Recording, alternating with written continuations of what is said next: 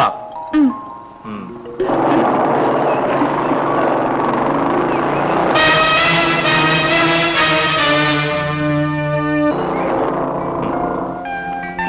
ഞാൻ പോട്ടെ. എനിക്ക് വീട്ടിലേക്ക് പോണമെന്ന് തന്നെയില്ല. ഇപ്പൊ എങ്ങോട്ടെങ്കിലും മാറി എന്നാ രതിയുടെ അച്ഛന് സംശയം വർദ്ധിക്കും. അച്ഛനെ കാണുന്നതെന്ന് എനിക്ക് പേടിയാ. ഞാനൊന്ന് ശരിക്കും ഉറങ്ങിയിട്ട് എത്ര ദിവസമായെന്നറിയാമോ? നമുക്ക് ഈ നാട് വിട്ട് എവിടേക്കെങ്കിലും പോയാലോ? കുറച്ചു ദിവസം കൂടെ ക്ഷമിക്കേ. എല്ലാറ്റിനും ഞാനൊരു വഴി കണ്ടിട്ടുണ്ട്. നീ ധൈര്യമായിട്ട് പോയിക്കോ. പോയിക്കോ.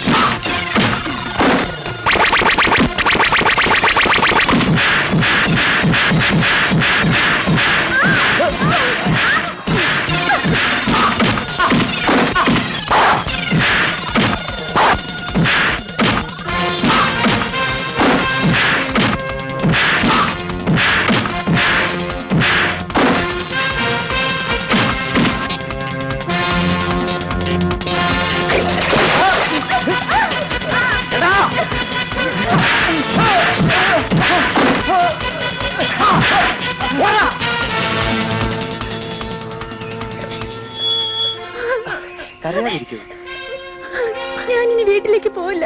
എവിടെയെങ്കിലും പോയി മരിച്ചോളാം. ചേച്ചേ, എന്താ നീ പറയുന്നത്? വാ പോവാം. എങ്ങോട്ട്? അതൊക്കെ പോകുന്ന വഴിക്ക് ആലോചിക്കാം.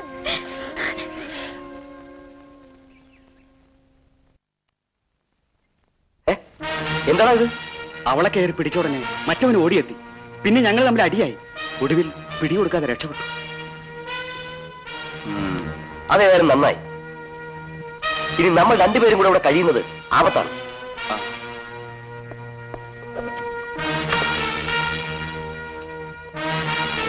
നീ ഇന്ന് തന്നെ നമ്മുടെ പഴയ താവത്തിലേക്ക് വയ്ക്കും. ഞാൻ പറയാമെന്നോളാം. ഓക്കെ? ശരി.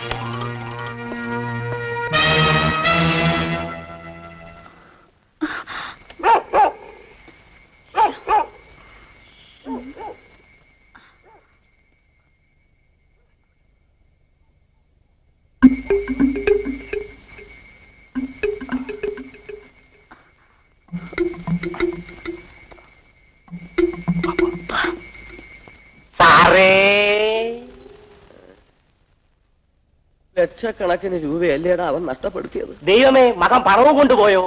അതിനും മാത്രം പണം എന്റെ കയ്യിൽ എവിടുന്നാടാ? അവൻ ആ ഫാക്ടറിക്കാരന്റെ മകളെ കല്യാണം കഴിച്ചിരുന്നെങ്കിൽ സ്വർണ്ണക്കട 1, സോപ്പ് ഫാക്ടറി 2, സിനിമാ തിയേറ്റർ 3, തടി ഡിപ്പോ 4, റബ്ബർ എസ്റ്റേറ്റ് 5. 1.5 കിലോ സ്വർണം വാ. കൂടാതെ ഹാർട്ട് അറ്റാക്ക്. സാറിനോ? അല്ലടാ, പിന്നെ? ആ പെണ്ണിന്റെ തന്തയ്ക്ക്. ആ തന്തയ്ക്ക്.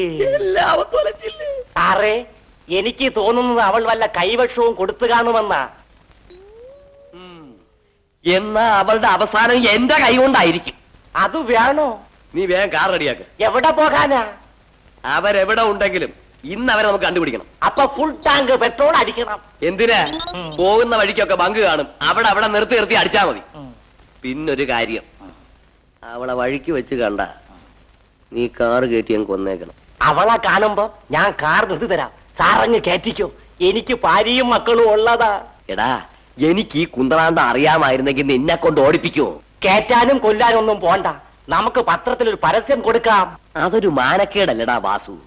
ആ ഫാക്ടറി ഉടമയുടെ മകളിതറിഞ്ഞാ പിന്നെ അവനെ കെട്ടുവോ? മകനെ കിട്ടിയിട്ട് വേണ്ടേ കെട്ടാൻ? ഇപ്പൊ എന്തെന്ന് പറഞ്ഞാ പത്രത്തിൽ പരസ്യം കൊടുക്കുക? ഈ ഫോട്ടോയിൽ കാണുന്ന ആളെ കുറിച്ച് വിവരങ്ങൾ നൽകുന്നവർക്ക് തക്കതായ പ്രതിഫലം നൽകുന്നതാണ്. എന്ത് കൊടുക്കേണ്ടി വരും? ഒന്നും കൊടുക്കണ്ട, എവിടെ ഉണ്ടെന്ന് അറിഞ്ഞാൽ നമുക്ക് ഇനി വിളിച്ചോണ്ട് വരാം. നിന്റെ ഒരു പൊത്തി. ഇനി വേറെ ഒന്നുകൂടി ചേർക്കണം.